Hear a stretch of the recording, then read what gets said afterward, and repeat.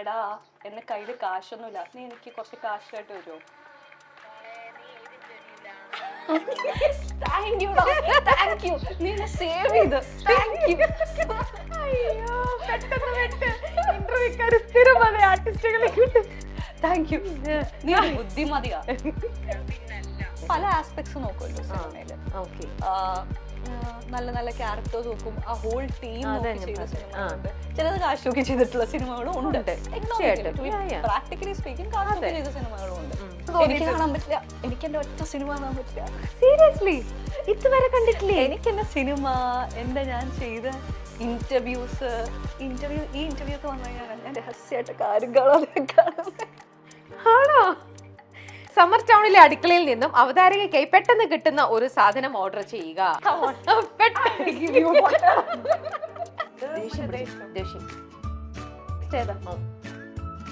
ഇനി ഇതേ അടുത്തത്. എനിക്ക് തോന്നുന്നു അമ്മയ്ക്ക് എന്റെ സൗണ്ട് കണ്ടപ്പോ മനസ്സിലായി. പക്ഷെ എന്താണെന്ന് അറിയില്ല, വീട്ടുകാർ ഇപ്പോഴും പറയുന്നുണ്ട് പഠിക്കാനൊക്കെ പോയി. ഇപ്പം ഞാൻ കഴിഞ്ഞ സിനിമകളിലൊക്കെ എന്റെ പെർഫോമൻസ് നോക്കുമ്പോൾ അതിന്റെ വ്യത്യാസം ഭയങ്കരമായിട്ട് റിഫ്ലക്ട് ചെയ്യുന്നുണ്ട്, നല്ലോണം റിഫ്ലക്ട് ചെയ്യുന്നുണ്ട്. ഞാൻ കൂടുതൽ പെർഫോമൻസ് ശ്രദ്ധിച്ചു തുടങ്ങി. ഇഷ്ടമുള്ള നടന്റെ അല്ലെങ്കിൽ നടിയുടെ ബുക്ക് കിട്ടാൻ വേണ്ടിട്ട് ഞാൻ ചെയ്തിട്ടുണ്ട്. അപ്പൊ വിജയുടെ ഒക്കെ ഫോട്ടോ ഉണ്ടെങ്കിൽ നമ്മളിങ്ങനെ ഫ്രണ്ട് കവർ. ഇത് ഇവിടുത്തെ ഷെഫ് സ്പെഷ്യൽ ആണ്. ഹാർവിയോറ, the exclusive collection of adenium plants. ഇനി നിങ്ങളുടെ വീടിന്റെ അകത്തളങ്ങളിൽ ഹാർവിയോറ അഡീനിയം പ്ലാന്റ്സ് പുഷ്പിച്ചു നിൽക്കും. വെബ്സൈറ്റ് വഴി ഓർഡർ ചെയ്ത് കഴിഞ്ഞാൽ ഇന്ത്യയിൽ എവിടെയും ഫ്രഷ് ആയി ഞങ്ങൾ അഡീനിയം പ്ലാന്റ് നിങ്ങളുടെ വീട്ടിൽ എത്തിച്ചു തരും. കൂടുതൽ വിവരങ്ങൾക്കായി ഹാർവിയോറ വെബ്സൈറ്റ് സന്ദർശിക്കുക.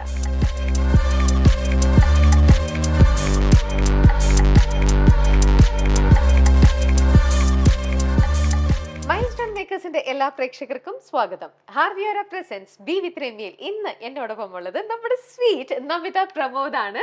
ഹായ് നമിത.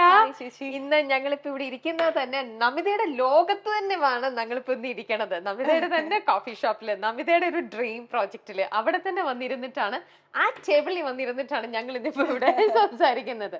ബ്യൂട്ടിഫുൾ പ്ലേസ് കേട്ടോ, നല്ലതായിട്ട് ഇന്റീരിയർ ചെയ്തിട്ടുണ്ട്. നല്ല ഭംഗിയായിട്ടാണ് ഇതിന്റെ ഇന്റീരിയർ കാര്യങ്ങളെല്ലാം ചെയ്തിരിക്കുന്നത്. And beautiful place. തീർച്ചയായിട്ടും നിങ്ങൾ ഒരു തവണ എങ്കിലും മിനിമം എറണാകുളം വരുമ്പോൾ നിങ്ങൾ വരണം. നല്ല ഈസി ആയിട്ട് എല്ലാവർക്കും ആക്സസ് ചെയ്യാൻ പറ്റുന്ന ലൊക്കേഷനുമാണ്. ഈ ഒരു സംഭവം, ഈ ഒരു ഡിസൈനും കാര്യങ്ങളും ഇതെല്ലാം നമിതയുടെ തന്നെ ഒരു ഐഡിയ ആണോ, അതോ എല്ലാത്തിനും ബിഹൈൻഡിലുള്ള പോലെ അങ്കിൾ അച്ഛന്റെ ഒരു സപ്പോർട്ടാണോ ഇതെല്ലാം? സമ്മർ ടൗൺ 1.5-2 വർഷമാവാൻ പോകുന്നു. എല്ലാരും കൂടിയുള്ള ഞങ്ങൾക്ക് പാർട്ട്നേഴ്സും ഉണ്ട്. അപ്പൊ ഞങ്ങൾ എല്ലാവരും കൂടിയുള്ള ഒരു വർക്കാണ് സമ്മർ ടൗൺ. കുറച്ച് നാളത്തെ പരിപാടിയാണ്. വെരി ഹാപ്പി ദാറ്റ് അത്യാവശ്യം നന്നായിട്ട് കുഴപ്പമില്ലാതെ പോകുന്നുണ്ട്, നല്ല രീതിയിൽ. ഓക്കെ, ഈ സമ്മർ ടൗണിൽ വന്നതിന് ശേഷം നമിത എങ്ങനെയാ ഇവിടെ ഡെയിലി വന്നിട്ട് ഇവിടെ വരാറുണ്ടോ? ഇതിലുള്ള ഇൻവോൾവ്മെന്റ് ഒക്കെ എങ്ങനെയാണ്? മിക്കപ്പോഴും വരാറുണ്ട്, വർക്ക് ഒന്നും ഉള്ളപ്പോ ഉണ്ടാവാറുണ്ട്. പക്ഷെ അച്ഛൻ ഫുൾ ടൈം എവിടെ ഉണ്ട്. കാരണം റെസ്റ്റോറന്റ് ബിസിനസ് ആയതുകൊണ്ട് റെസ്റ്റോ കാഫെ ആണ് mainly. We are to food. അപ്പൊ റെസ്റ്റോ കാഫെ ആയതുകൊണ്ട് ഈ കിച്ചൺ മാനേജ്മെന്റ് ഇതൊരു സിസ്റ്റമാണ്. അത്യാവശ്യം റെസ്റ്റോറന്റ് നടത്തുന്നവർക്ക് അറിയാം ഭയങ്കര ബുദ്ധിമുട്ടാണ്. ശരിക്കും റിസ്കി ആയിട്ടുള്ള ഒരു ഫീൽഡ് തന്നെയാണ്. പിന്നെ മൊത്തം അതിന്റെ റണ്ണിങ് ഭയങ്കര ഡിഫിക്കൽട്ടാണ്. അപ്പം ഒരാൾ ഇതിന് വേണ്ടിയിട്ട് ഫുൾ ടൈം ഉണ്ടായിരിക്കണം. അപ്പം അച്ഛൻ ഫുൾ ടൈം ഇവിടെ ഉണ്ടാവും. നമുക്ക് ഓഫീസ് സ്പേസ് ഉണ്ട്, 2 ഫ്ലോർ ആയിട്ടാണ്. മേലെ ഓഫീസ് സ്പേസ് ഉണ്ട്, അവിടെ ഉണ്ടാവും. ഓക്കെ, ഇപ്പോ നമ്മുടെ മൂവിയിൽ ശരിക്കും പറഞ്ഞാൽ ഒരുപാട്, അത് മെയിൽ നോക്കിയാലും ഫീമെയിൽ നോക്കിയാലും ഒരുപാട് നമുക്ക് ആക്ടേഴ്സ് ഉണ്ട് അല്ലേ? അപ്പൊ നമുക്ക് എപ്പോഴെങ്കിലും തോന്നുന്നുണ്ടോ ഇവിടെ അതിന്റെ ഒരു സർവൈവൽ ഭയങ്കര ഒരു ഇതാണ്, ഒരു കോമ്പറ്റീഷൻ, അങ്ങനെ ഒരു ഫീൽ എപ്പോഴെങ്കിലും വന്നിട്ടുണ്ടോ? സർവൈവൽ കോമ്പറ്റീഷൻ അത് എപ്പോഴും ഉള്ളതാ. ഇപ്പം ഞാൻ വന്ന സമയത്ത് എന്റെ ആ ഒരു പീരീഡിൽ സീനിയർ ആയിട്ടുള്ള ആക്ടേഴ്സ് ഉണ്ടായിരുന്നു. ലൈക്ക് അതുപോലെ ഓരോ കാലഘട്ടത്തിലും പുതിയ ആളുകൾ വന്നോണ്ടേയിരിക്കും. I am still doing movies. അപ്പം എനിക്ക് അങ്ങനത്തെ ഒരു കോമ്പറ്റീഷൻ ഞാൻ അങ്ങനെ ഭയങ്കര അഗ്രസീവ് ആയിട്ട് അയ്യോ എനിക്ക് നാളെ സിനിമയിലേക്ക് ഞാൻ സത്യം പറഞ്ഞ ചേച്ചി ഞാൻ അങ്ങനെ വിചാരിച്ചില്ല. പക്ഷേ ഇൻ ബിറ്റ്വീൻ ഹ്യൂമൻ ആണ്, ആലോചിക്കും അടുത്ത സിനിമ എന്തായിരിക്കും, എങ്ങനെയായിരിക്കും. അല്ലാണ്ട് അത് മാത്രമാണ് ലൈഫ് അങ്ങനെ വിചാരിച്ച് പോകുന്നൊരു ആളല്ല ബേസിക്കലി. പിന്നെ നല്ല സിനിമ വരുമ്പോ ചെയ്യുന്നു, നല്ല കഥ കേൾക്കുമ്പോ ചെയ്യുന്നു, അങ്ങനെ മാത്രമേ കോമ്പറ്റീഷൻ. പിന്നെ ഞാൻ കണ്ടംപററീസ് എനിക്ക് ഭയങ്കര ഇഷ്ടമാണ് ഇപ്പോൾ ഉള്ള എല്ലാവരെയും. കാരണം എനിക്ക് തോന്നുന്നത് എല്ലാവരും അങ്ങോട്ടും ഇങ്ങോട്ടും നല്ല കണക്റ്റഡ് ആണ്. ഇപ്പൊ എനിക്കിപ്പോ അപർണയാണെങ്കിലും നിഖിലയാണെങ്കിലും മഹിമ മമിത ഇവരായിട്ടൊക്കെ നമ്മൾ അങ്ങോട്ടും ഇങ്ങോട്ടും ഭയങ്കര കണക്റ്റഡ് ആണ്. ലൈക്ക് വി ടെക്സ്റ്റ് ഓഫ്, നമ്മള് ഇടയ്ക്കൊക്കെ എവിടെയെങ്കിലും കാണാറുണ്ട്. ഞങ്ങൾക്ക് ആർക്കും അങ്ങനത്തെ ഒരു it's A very good healthy competition.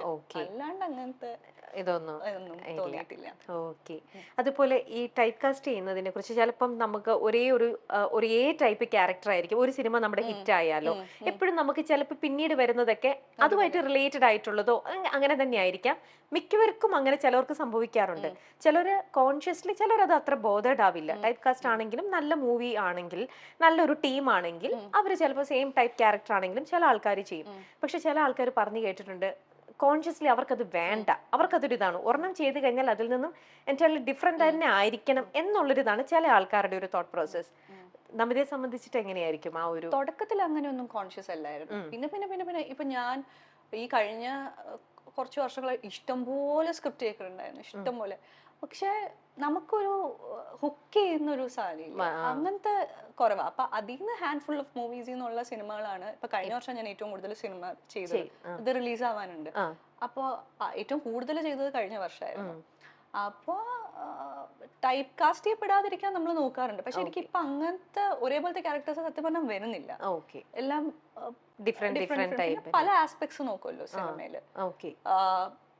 നല്ല നല്ല ക്യാരക്ടേഴ്സ് നോക്കും, ആ ഹോൾ ടീം നോക്കി ചെയ്ത സിനിമകളുണ്ട്, ചിലത് കാശ് നോക്കി ചെയ്തിട്ടുള്ള സിനിമകളും ഉണ്ട്. പ്രാക്ടിക്കലി സ്പീക്കിംഗ് കാശ് നോക്കി ചെയ്ത സിനിമകളും ഉണ്ട്. അപ്പൊ എനിക്ക് അങ്ങനെ ടൈപ്പ് കാസ്റ്റ് ചെയ്യപ്പെടുമോ എന്നുള്ള പേടി ലൈക്ക് കണ്ടിന്യൂസ്ലി മൂവ് ചെയ്യുമ്പോൾ നമുക്ക് എന്തായാലും ഉണ്ടാവും. പക്ഷെ ഇതുവരെ അങ്ങനെ വന്നിട്ടില്ല. ഇനിഷ്യൽ സ്റ്റേജസിൽ ഇപ്പൊ നാടൻ കഥാപാത്രം ചെയ്യുമ്പോൾ നാടൻ കഥാപാത്രം മാത്രം വരും, അങ്ങനെ ആദ്യ സ്റ്റേജുകൾ ഉണ്ടായിരുന്നു. പിന്നെ അങ്ങനെ കുഴപ്പം തോന്നിയിട്ടില്ല. ഈ ഒരു ക്യാരക്ടറിലൂടെ ഉള്ള നിങ്ങളുടെ ഒരു ജേർണി എന്ന് പറയുമ്പോൾ എപ്പോഴും ഇപ്പോഴാണെങ്കിൽ പോലും സിനിമ എന്ന് പറയുമ്പോൾ ഏകദേശം ഒരു 1 month, ഒരു 1.5 months അല്ലെങ്കിൽ കഥ കേൾക്കുമ്പോൾ മുതൽ നമ്മൾ അറിഞ്ഞോ അറിയാതെയോ നമ്മൾ ആ ഒരു ചിലർ ആ ക്യാരക്ടറിലൂടെ നമ്മളിങ്ങനെ നിൽക്കും, നമ്മൾ ആ ക്യാരക്ടർ ആവാൻ നോക്കും, അല്ലെങ്കിൽ അവരുടെ ഒരു തിങ്കിങ് എങ്ങനെയായിരിക്കും എന്നുള്ള അവരുടെ ബോഡി ലാംഗ്വേജ്, മാനറിസംസ്, അങ്ങനെ അങ്ങനെ അങ്ങനെ പലതും. അപ്പൊ അങ്ങനെ നമ്മളൊരു ക്യാരക്ടറിലൂടെ പോയി ഒരു കുറച്ച് നാളുകൾക്ക് ശേഷം നമ്മൾ ആ സിനിമ കംപ്ലീറ്റ് ആയിട്ട് അതിൽ നിന്ന് വിട്ട് കഴിയുമ്പോഴേ ചിലപ്പോൾ ചിലത് ആ ഒരു ക്യാരക്ടർ അല്ലെങ്കിൽ അതിലെ ഡയലോഗ്സ് അല്ലെങ്കിൽ ആ സിനിമയിലെ പലതിതും നമ്മൾ പോലും അറിയാണ്ട് ചില മാറ്റങ്ങൾ തന്നിട്ടുണ്ടാവണം. അങ്ങനത്തെ നല്ല എന്തെങ്കിലും ഒരു ബ്യൂട്ടിഫുൾ ചേഞ്ച് നമിതയ്ക്ക് അങ്ങനെ ഫീൽ ചെയ്തിട്ടുണ്ടോ? ഏതെങ്കിലും ഒരു ക്യാരക്ടർ ഗിഫ്റ്റ് ചെയ്തിട്ടുണ്ടോ? ഉണ്ട്.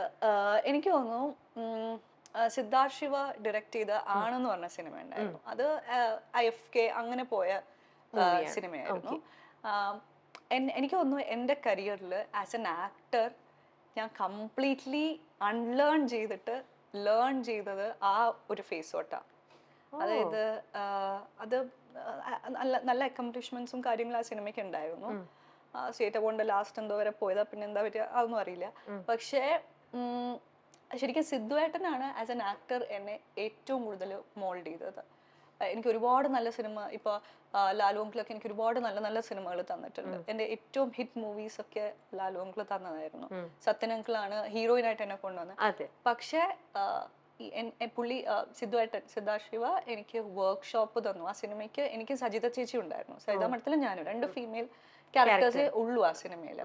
കുറച്ച് ഓട്ടിസ്റ്റിക് അങ്ങനത്തെ ഒരു സിനിമയായിരുന്നു. അപ്പൊ വർക്ക്ഷോപ്സ് ഞങ്ങൾ രണ്ടുപേരെയും ഇരുത്തി ഞങ്ങളുടെ അഭിനയത്തിലെ മോശവശം ഞങ്ങൾ പലതും പെർഫോം ചെയ്യിപ്പിച്ചു.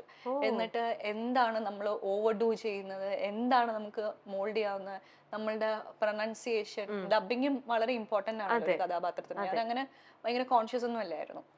അങ്ങനെ ചെറിയ ചെറിയ ചെറിയ സാധനങ്ങൾ വരെ പുള്ളി കറക്റ്റ് ചെയ്ത് തന്നു. അത് കഴിഞ്ഞ് ശരിക്കും എനിക്കപ്പോ വർക്ക്ഷോപ്പിനൊക്കെ വിളിക്കുമ്പോൾ ഭയങ്കര മടിയായിരുന്നു. കാരണം നമ്മളത് യൂസ്ഡ് അല്ല, ഞാൻ അങ്ങനെ യൂസ്ഡ് അല്ല. നമ്മള് സിനിമ തുടങ്ങുന്നതിന് മുമ്പേ യൂഷ്വലി ലൊക്കേഷനിൽ തലേദിവസം പോയി ഡ്രസ് ട്രയൽ, അതിനു മുന്നേ കോസ്റ്റ്യൂമർ വീട്ടിൽ വന്ന് ഡ്രസ് ട്രയൽ ടീമുമായിട്ട് കണ്ട് സംസാരിക്കുന്നു, അങ്ങനത്തെ സംഭവങ്ങളൊക്കെ ഉള്ളൂ. പക്ഷെ ഇതിനെനിക്ക് പോകാൻ ഭയങ്കര മടിയായിരുന്നു. സിദ്ധുവേട്ടൻ വർക്ക്ഷോപ്പ് ഉണ്ട്, വന്നേ പറ്റൂ, അങ്ങനെയൊക്കെ ഞങ്ങൾ പോയതാ. പക്ഷെ അത് കഴിഞ്ഞ് ഇപ്പം ഞാൻ കഴിഞ്ഞ സിനിമകളിലൊക്കെ എന്റെ പെർഫോമൻസ് നോക്കുമ്പോൾ അതിന്റെ വ്യത്യാസം ഭയങ്കരമായിട്ട് റിഫ്ലക്ട് ചെയ്യുന്നുണ്ട്, നല്ലോണം റിഫ്ലക്ട് ചെയ്യുന്നുണ്ട്. ഞാൻ കൂടുതൽ പെർഫോമൻസ് ശ്രദ്ധിച്ചു തുടങ്ങി. ആ ഒരു കഥാപാത്രത്തിന്റെ ബാക്ക്ഗ്രൗണ്ട് എന്താണെന്ന് അന്വേഷിച്ചു തുടങ്ങി. ലൈക്ക് നമ്മളൊരു മേഡപ്പ് സ്റ്റോറി ഉണ്ടാക്കും കൺവിൻസ് ചെയ്യാൻ. അപ്പൊ ഈ കഥാപാത്രം അൽമ എന്ന് പറഞ്ഞിട്ടൊരു കഥാപാത്രമായിരുന്നു. അത് കഴിഞ്ഞിട്ട് എനിക്ക് ഭയങ്കര വിഷമായിരുന്നു. ചിലത് ചെയ്തു കഴിഞ്ഞാൽ നമുക്ക് ഭയങ്കര വിഷമം ഉള്ളി കിടക്കും. അങ്ങനെ കുറച്ചു നാൾ എടുത്തു ആ കഥാപാത്രം വിട്ടു പോവാനായിട്ട്. അങ്ങനെ അത് നമ്മൾ അതിനു വേണ്ടി അത്രയും മോൾഡ് ചെയ്യുന്നുണ്ടായിരുന്നു. ഓക്കെ, ശരി, ഇനി നമുക്ക് ഒരു സെഗ്മെന്റിലേക്ക് പോവാം. ഓക്കെ. മൈൽ സ്റ്റോൺ മേക്കേഴ്സിന്റെ എല്ലാ പ്രേക്ഷകർക്കും ചക്കം പക്കത്തിന്റെ ഇന്നത്തെ എപ്പിസോഡിലേക്ക് സ്വാഗതം. ഇന്ന് നമ്മുടെ കൂടെ ചക്കം പക്കത്തിലെ ഗെയിമിൽ കളിക്കാനായിട്ട് നിൽക്കുന്നത് നമിത പ്രമോദ് ആണ്. നമിത, നമുക്ക് സ്ട്രേറ്റ് ആയിട്ട് ഒരു സെഗ്മെന്റിലേക്ക് പോവാം. ഞാൻ ആദ്യമായിട്ടാണ് ഇങ്ങനെ ഒരു പേര് കേൾക്കണത്. എന്താ ചക്കം പക്കം? യെസ്, മൈൽ സ്റ്റോണിലെ എല്ലാ എപ്പിസോഡും എല്ലാ കാര്യങ്ങളും എല്ലാം ഇങ്ങനെ തന്നെയാണ് നമിത. എല്ലാവരും ന്യൂ ആണ്. ചക്കം പക്കം എന്ന് പറയുമ്പോൾ എപ്പോഴും കുറെ ചോദ്യങ്ങൾ, പക്കം എന്നൊക്കെ പറയുമ്പോൾ പൊതുവെ ടാസ്ക്. ഇതെല്ലാം കൂടെ ഈ ഒരു പ്രോഗ്രാമിന് തന്നെ പല പല ഫോമാറ്റ് ഉണ്ട്. ചിലപ്പോൾ നമ്മൾ ഗസ്റ്റുകൾ, ഇന്നിപ്പോൾ നമ്മൾ ഭക്ഷണമൊക്കെ ഇരിക്കുന്നതുകൊണ്ട് നമ്മൾ വിത്ത് ഡ്യൂ റെസ്പെക്ട് അങ്ങനെ, അല്ലെങ്കിൽ നമ്മൾ ചെണ്ടയും ഇതൊക്കെ വെച്ചിട്ട് കൊട്ടിയും അങ്ങനെ കുറച്ചും കൂടെ ഫൺ മൂഡും അങ്ങനെയൊക്കെയാണ്. കുറെ ടാസ്കും കാര്യങ്ങളും പനിഷ്മെന്റും ഒക്കെ ഉണ്ടാവും. അങ്ങനെ പോകുന്ന ആ ഒരു വൈബിൽ പോകുന്ന ഒരു സെഗ്മെന്റ് ആണ്. ഓക്കെ, അപ്പോ ഈ ഒരു സെഗ്മെന്റില് ഇതിന്റെ പേരെന്ന് പറയുന്നത് ജാങ്കോ നീ പെട്ടു ഇനി എന്ത് ചെയ്യും, അതാണ് സെഗ്മെന്റിന്റെ പേര്. അതായത് ഇപ്പൊ ഇവിടെ ജാങ്കോ എന്നുള്ളത് നമ്മുടെ നമിതയാണ്. അങ്ങനെ പെടുവൊന്നുമില്ല. ഓക്കെ, നമുക്ക് നോക്കാം എന്താണ് ഫസ്റ്റ് ചോദ്യം. ഒരു ലോങ് ജേർണി ചെയ്യുന്നതിനിടയിൽ ബാങ്ക് അക്കൗണ്ട് തകരാറിലായി, ഗൂഗിൾ പേ വർക്ക് ചെയ്യുന്നില്ല, ലിക്വിഡ് ക്യാഷും ഇല്ല, ഒരു സെലിബ്രിറ്റി ഫ്രണ്ടിനെ വിളിച്ച് പണം നേരിൽ കൊണ്ടുവരാൻ പറയണം. ഓർക്കുക, ഇപ്പോൾ നിങ്ങളുള്ളത് വയനാടിലെ കൊലകപ്പാറയിലാണ്. ആണോ? അനു വയനാടാണോ? നമുക്ക് വിളിക്കാം. വിളിച്ചിട്ട് നമ്മൾ ജസ്റ്റ് ഒരു ആക്ടിങ് പോലെ വെറുതെ അനുവിനെ വിളിച്ചിട്ട്, അനു ഞാനിപ്പോ ഇവിടെ സീരിയസ് ആയിട്ട് ചിരിച്ചോണ്ടൊന്നും ഇതാവല്ലേ, ഞാൻ സീരിയസ് ആയിട്ട് ഇവിടെ വയനാട്ടിലാണ്, ഞാനിവിടെ കൊലകപ്പാറ പെട്ടു, എന്റെ ഗൂഗിൾ പേ ഇതില്ല, നീ എനിക്ക് പെട്ടെന്നായിട്ട് എനിക്കൊരു ക്യാഷ് ഇപ്പൊ ട്രാൻസ്ഫർ ചെയ്യും, അങ്ങനെ ഒരു സാധനം. എന്താ അനു പറയണം അറിയാലോ. എന്താ പറ്റിയേ? വിളിക്കണോ? വിളിക്കണം. ഞാൻ വിചാരിച്ചു വെറുതെ ഓപ്ഷൻ തന്നാ മാത്രമേ ഉള്ളൂ. ഇല്ല മോളെ, ഇങ്ങനെയും പണിയുണ്ട്. ഇതാണ് ടാസ്ക്. പക്കം.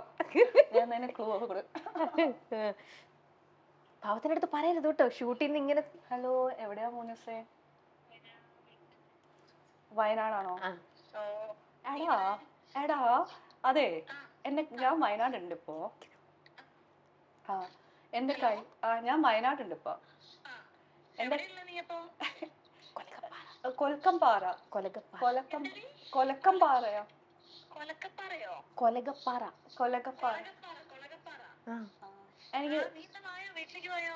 അവിടെ അടുത്താണ് വീട്. അവിടെ അടുത്താ?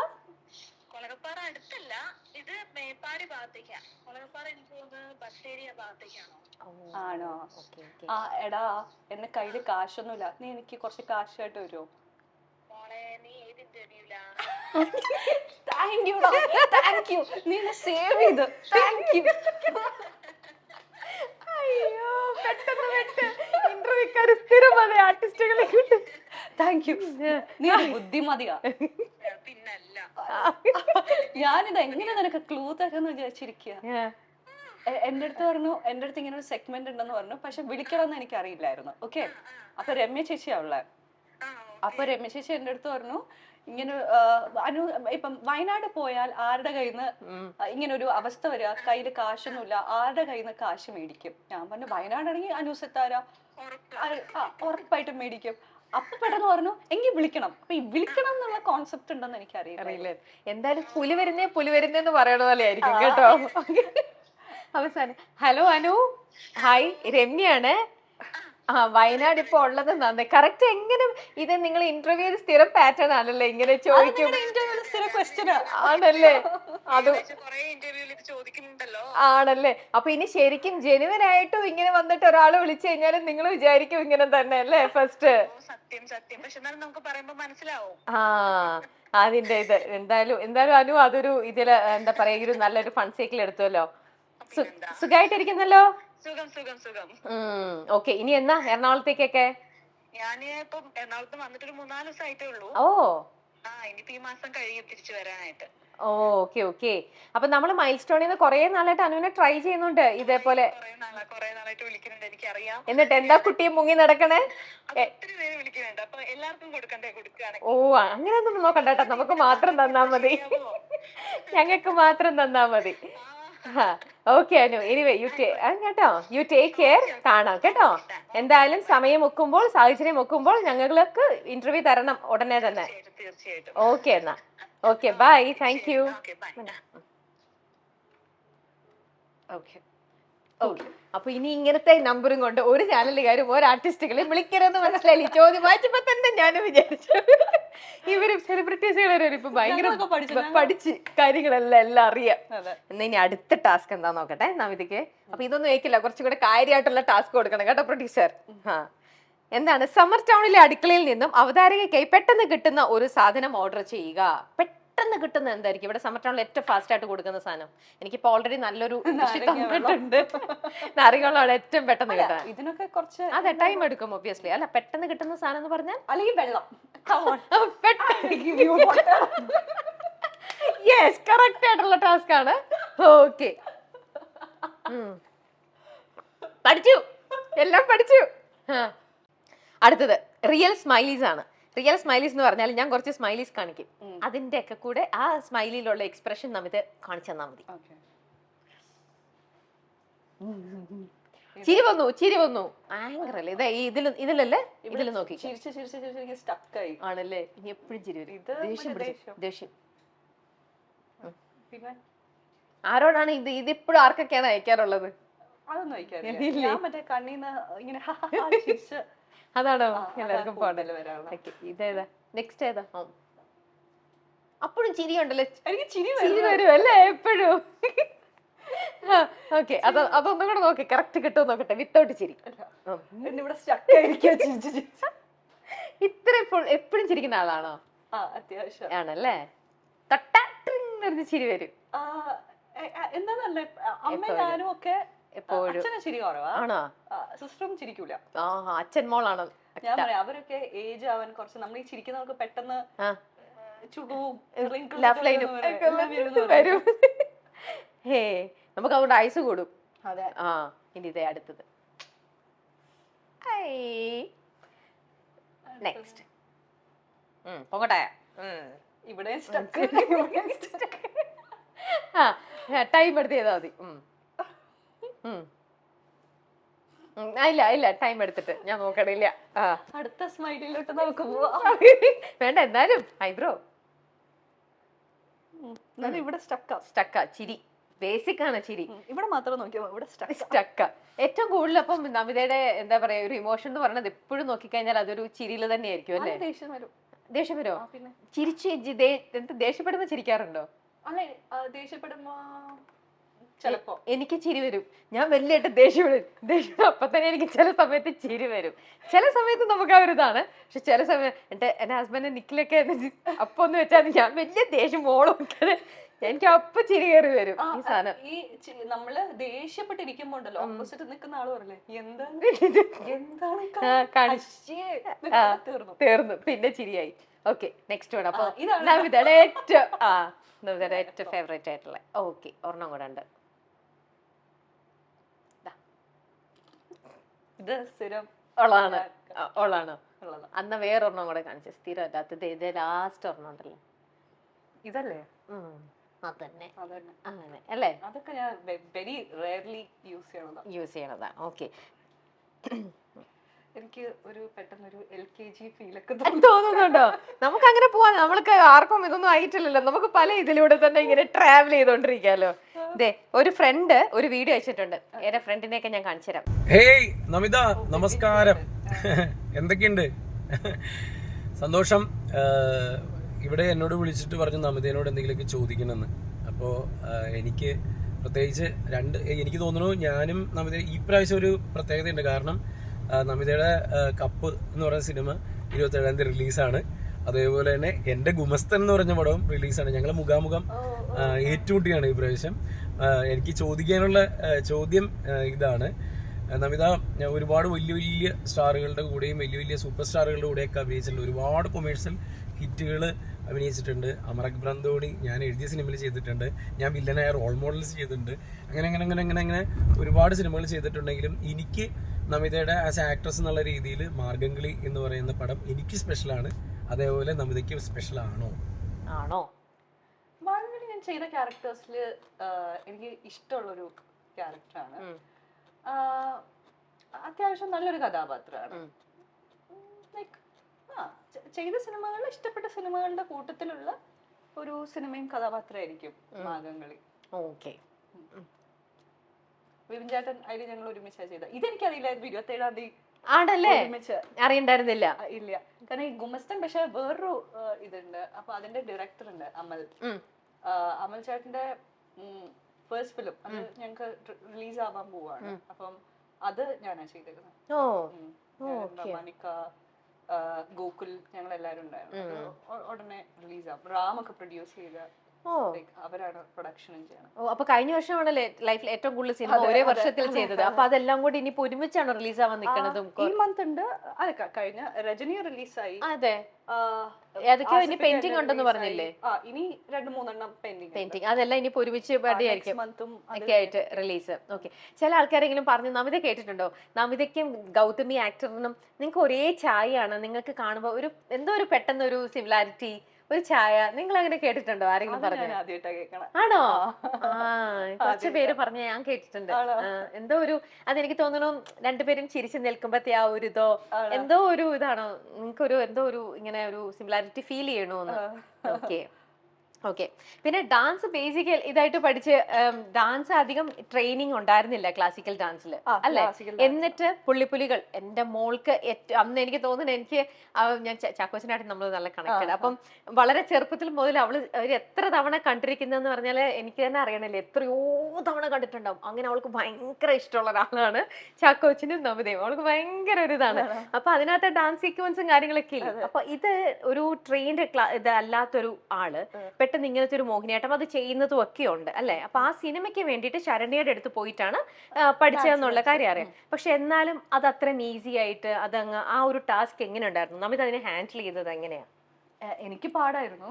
കാരണം പക്ഷെ ഈ ബേസിക് ഉണ്ടല്ലോ, എനിക്ക് തോന്നുന്നു ഞാൻ ആ ചെറുപ്പത്തിൽ ആ ബേസിക് തട്ടടവ്, നാട്ടടവ്, അങ്ങനത്തെ തുടക്കമൊക്കെ പഠിച്ചോണ്ട് അതിന്റെ ഒരു ഗുണം എന്തായാലും.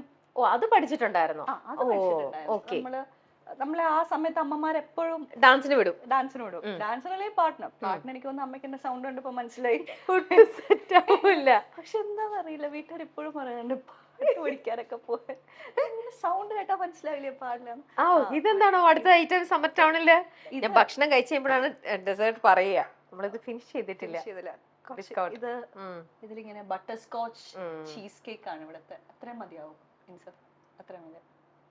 Thank you. അത് ഞാൻ ഇപ്പൊ കഴിക്കണോ? ഇത് കുറച്ചും കൂടെ കഴിഞ്ഞിട്ട് കഴിക്കാം അല്ലേ? ഓക്കെ. കണ്ടിട്ട് സ്വീറ്റ് എങ്ങനെ? സ്വീറ്റ് ടൂത്താണോ? ഇല്ല ഇല്ല, പക്ഷെ എനിക്കിത് ഇഷ്ടം. ആണോ? എന്നാ കഴിച്ചോളൂ. ഒരു വായേ കഴിക്കുള്ളൂ. അതിനുള്ള എക്സ്പ്രഷൻ ആട്ടെ കഴിക്കൂ. ഭക്ഷണം മുന്നിൽ വെച്ചിട്ട് അതൊന്നുമില്ല, കഴിക്കൂ. നമിതയുടെ എക്സ്പ്രഷൻ കണ്ടിട്ട് ഞാൻ കഴിക്കാം. ഇത് ഞാൻ എപ്പോഴും കഴിക്കും. എന്നാലും എത്ര കഴിച്ചാലും നമുക്ക് ചേച്ചിന്റെ എക്സ്പ്രഷൻ കണ്ടിട്ടാണോ? എന്നാ ശരി. ഇത് ഞാൻ എന്റെ മോൾക്ക് വേണ്ടിയിട്ടാണ് ഞാൻ കഴിക്കുന്നത് കേട്ടോ. കാരണം എന്റെ മോളുടെ ഫേവറേറ്റ് സാധനമാണ് ചീസ് കേക്ക്. ഇവിടെ വന്ന അപ്പൊ അവൾക്ക് ഇഷ്ടപ്പെട്ട ഐറ്റംസ് എല്ലാം ഉണ്ട്. തീർച്ചയായിട്ടും ഇത് ഇവിടുത്തെ ഷെഫ് സ്പെഷ്യൽ ആണ്. നമുക്ക് എറണാകുളത്ത് കുറെ സ്ഥലത്ത് ചീസ് കേക്ക് കിട്ടും. പക്ഷെ നല്ല ചീസ് കേക്ക് കിട്ടണമെങ്കിൽ ഇനി ഞാൻ പറയാം, ഇവിടെ വരണം. എല്ലാവരും ഭയങ്കര ഇഷ്ടമാണ്. അതാ ഞാൻ ബെസ്റ്റ് സെല്ലേഴ്സ് കൊണ്ടുവന്നത്. അപ്പോൾ ആ ഒരു സെഗ്മെന്റ് കഴിഞ്ഞു. ഇനി നമുക്കൊരു അടുത്ത സെഗ്മെന്റിലേക്ക് പോവാം. ഒരു എന്താ പറയാ, വീട്ടിൽ കുക്ക് ചെയ്യാൻ അത്യാവശ്യമൊക്കെ കുറെ കാര്യങ്ങൾ, ഇഷ്ടപ്പെട്ട സാധനങ്ങൾ കുക്ക് ചെയ്യാൻ ഇഷ്ടമുള്ള ഒരാളാണ്. ഇങ്ങനെ നല്ലൊരു റെസ്റ്റോറന്റിന്റെ ഒരു ഓണറാണ്. ഈ സാധനങ്ങളൊക്കെ വീട്ടിലേക്കുള്ളത് വാങ്ങുന്നതൊക്കെ ആരാ? അമ്മ. അതിന് ഇതുവരെ കൂടെ പോവാറില്ലേ? എല്ലാം അമ്മ തന്നെ പോയി വാങ്ങി വരികയാണോ? ആണല്ലേ? നമിതയായിട്ട് സാധനങ്ങൾ വാങ്ങാറില്ല. ഇപ്പൊ അമ്മയ്ക്ക് മടിയല്ല, നമുക്ക് ഹോം ഡെലിവറി കിട്ടുമല്ലോ. അപ്പൊ നിങ്ങൾ രണ്ടും അങ്ങനെ പോവാറില്ല. എന്നാ അങ്ങനെയുള്ള നമിതയുടെ അടുത്ത് കറക്റ്റ് ആയിട്ട് ചോദിക്കാൻ പറ്റുന്ന ഒരു അരിയുടേതും മറ്റേ പഞ്ചസാരയുടെ കിലോയ്ക്ക് എത്ര വരെ ഇത്ര ഗ്രാമിനും എല്ലാതൊന്നും ചോദിച്ചേക്കരുത്. എനിക്കറിയില്ല, എനിക്കൊന്നും അറിയില്ല. അപ്പൊ നമ്മൾ അരി സാധനങ്ങൾ നേരിട്ട് സാധനങ്ങൾ ഞാനിവിടെ എന്റെ കൺമുമ്പിൽ എന്നെ എന്തോ പറയുമല്ലോ, മുമ്പിൽ വെക്കാൻ പോവാന്നല്ല, എന്തൊക്കെ ഒരു ഫ്രേസ് ഉണ്ട്. കൺമുന്നിൽ ഇങ്ങനെ കാണിക്കാം, വെക്കാം. അപ്പൊ അതിന്റെ കറക്റ്റ് ആയിട്ട് പറഞ്ഞാൽ മതി. വിനോദയാത്രയിൽ ചോദിക്കൂലേ ആ. മറ്റേ ജോർജ് ബിഷ് അവിടെ ഇത് ചെയ്തു ഇവിടെ ചെയ്തു പറഞ്ഞിട്ട് എന്താ കാര്യം വീട്ടില് വാങ്ങിക്കുന്ന അരിയുടെയും സാധനത്തിന്റെ 1 കിലോ അരിക്ക് എത്ര വില? അതൊക്കെയാ പ്രശ്നം. പക്ഷെ ഇന്നിപ്പോ കൂടുതൽ ആരോ റൂട്ട് എന്റെ ഫേവറേറ്റ് ആണോ? അപ്പൊ ആരോട്ട് കഴിക്കുമ്പോൾ എല്ലാ ബിസ്ക്കറ്റ് കഴിക്കുന്നതിനെക്കാട്ടി കൂടുതൽ ആരോ റൂട്ട് ആണോ? ഹെൽത്തിന് ഒത്തിരി നല്ല ഒരു ബിസ്ക്കറ്റ് തന്നെയാണ് ആരോ റൂട്ട്. എനിക്ക് ടേസ്റ്റ് അപ്പൊ പെട്ടെന്ന് പറഞ്ഞു ഇതിന്റെ പ്രൈസ് എന്താണെന്ന് ഞാനും നോക്കട്ടെ. വല്ല 60 രൂപയോ അങ്ങനെ എന്തെങ്കിലും ആയിരിക്കും. ഇല്ല 35-45 കറക്റ്റ് ഏകദേശം എത്തിട്ടോ. 30 റുപ്പീസ് ആണ്. അത്രയൊക്കെ 30. ഇനി അടുത്ത എന്താ ഐറ്റം? ആയിത്ത തോറ്റു. ഫസ്റ്റ് പറഞ്ഞ ആൻസറെ കൂട്ടാക്കുള്ളൂ അത്ര. 60 അല്ലേ പറഞ്ഞേ? അപ്പൊ അതിൽ ഫെയിൽ ആയി. അടുത്ത പെട്ടെന്ന് പറഞ്ഞു. ഏത് ടൂത്ത് പേസ്റ്റ് ആണ് കുട്ടി യൂസ് ചെയ്യണത്? നല്ല ഇതിന് കോൾഗേറ്റ് സ്ട്രോങ് ടീത്ത്. ഇതാണോ യൂസ് ചെയ്യണത്? ഫ്ലേവർ അല്ലാന്ന് തോന്നുന്നു. അപ്പൊ എന്റെ പ്രൈസ് എനിക്ക് അറിയില്ല. എന്താ ഇതിന്റെ പ്രൈസ് എത്രയാ? പല്ല് തേക്കുമ്പോൾ പാട്ട് കേട്ടോണ്ട് പല്ല് തേൽക്കുന്ന ഒരാളാണ് ഇവിടെ അല്ലേ? കറക്റ്റ്. അപ്പോൾ എന്താ പ്രൈസ്? ഏകദേശം ഒന്ന് പറഞ്ഞാൽ ഞാൻ സപ്പോർട്ട് ചെയ്തു വരാം. 100 something range. Colgate strong teeth. B പഠിച്ചു. തെറ്റിയ ആൻസർ 69 ആണോ? അടുത്തത് തോറ്റു. അടുത്തതിലും തോറ്റു. ലൈഫ് ബോയ് ഇതൊക്കെ ബാക്ടീരിയനെ അകറ്റു.